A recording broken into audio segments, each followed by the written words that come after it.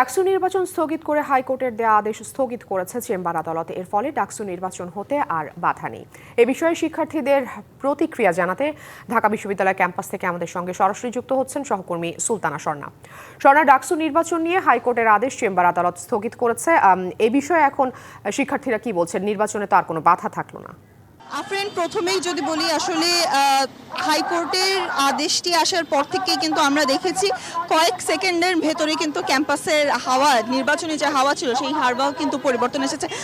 আপনারা হয়তো বা দেখতে পাচ্ছেন, আমরা বর্তমানে রয়েছি রাজু ভাস্কর্যের সামনে এবং ডাকসু নির্বাচন কেন্দ্রিক আদালতের যে রায়, সেই রায়ের নিয়ে কিন্তু বারংবারই প্রশ্ন তুলছেন বিভিন্ন ছাত্র সংগঠনের পক্ষ থেকে এবং বিভিন্ন প্যানেলের পক্ষ থেকে। এবং তার পাশাপাশি আমরা বিভিন্ন ক্ষেত্রে কিন্তু তাদের প্রতিক্রিয়া নেওয়ার চেষ্টা করেছি এবং প্রতিক্রিয়াতেও কিন্তু তারা জানিয়েছেন যে নির্বাচনকে বানচাল করার জন্য যে প্রচেষ্টা, সেই প্রচেষ্টা কিংবা সেই ষড়যন্ত্র কিন্তু চালানো যাবে না।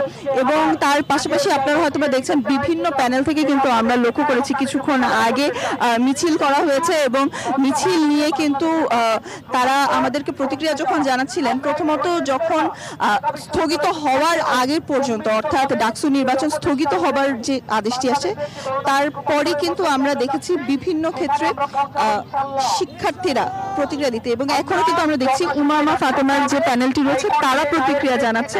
আমরা যুক্ত হব সেখানে।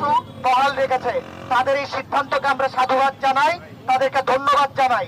যদি এই 9 তারিখের আগে আবার ডাকসু বন্ধের কোনো পায়তারা কেউ করে, ঢাকা বিশ্ববিদ্যালয়ের শিক্ষার্থীরা সম্মিলিতভাবে তাদেরকে রুখে দেবে ইনশাআল্লাহ।